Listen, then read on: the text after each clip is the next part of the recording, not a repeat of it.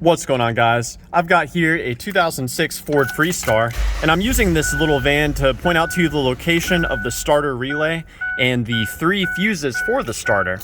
Now, to begin with, real basic troubleshooting steps. If the engine does not turn over, try shifting it into neutral. These vans have a safety system where unless the car detects that you're in park or neutral, it will not allow you to turn the engine over. So that's the first thing I'd check for, is to see if it'll work in neutral if it's not turning over in park. Now, moving on from that, we're gonna head under the hood. This is where we'll find the starter relay and 2 of the fuses that are used for the starter. So it's gonna be over here on the driver's side. And you know, while you're here, we've got a battery. Go ahead and check and make sure that the battery terminal connections are clean, tight, and free of corrosion. Now, we're gonna find the starter relay behind this fuse box cover. We just pull up on the tab in the front, and there's another tab in the back that we lift up on. Now, the starter relay itself is this relay right here. My favorite way to troubleshoot this relay is to have someone inside the car trying to start it. While they're doing that, I'll come here and I'll tap on this relay. Further troubleshooting beyond that, we can remove the starter relay, set it aside, and we can swap in a different relay. I would suggest swapping in this relay. This is the horn relay. If your horn works, then you know the horn relay works. So if you swap that in, that's just a good troubleshooting step. Now, there are 2 fuses here that are used. The main fuse for the starter is going to be this 30 amp J-case fuse. It's in position number 4. So power from this fuse is constantly sent to the starter relay. And when the starter relay is engaged, it takes this power and it sends it to the starter itself.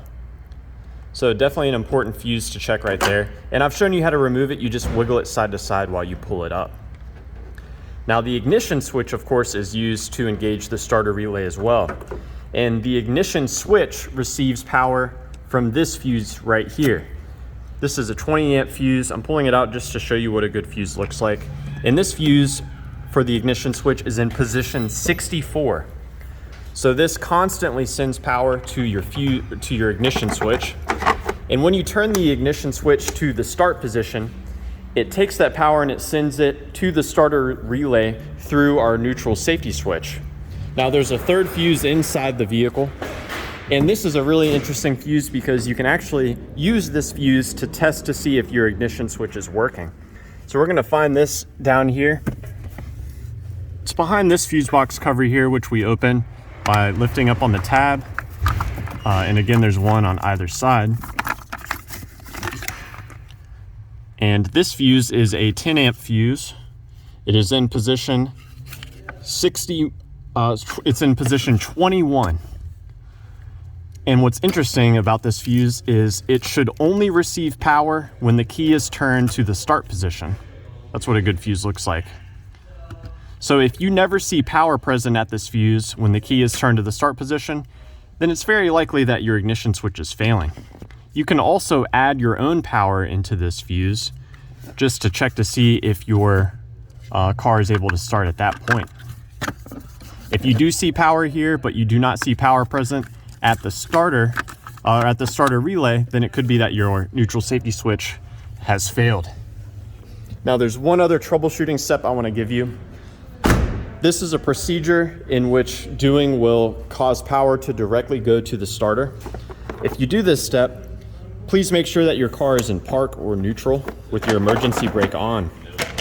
If we remove the starter relay, there are 2 pins that we can connect together, pins 30 and pins 87. So it's a diagonal connection. If you connect this pin with this pin, you will be routing power directly to the starter. And if your starter is in good shape and if your battery is adequately charged, then the car will turn over. So yeah, I hope that this information has been helpful for you, or at the very least a good starting point in troubleshooting the starting system on your Ford Freestar. Let me know down below if you have any questions, or more importantly, if you have any advice. Thanks for watching.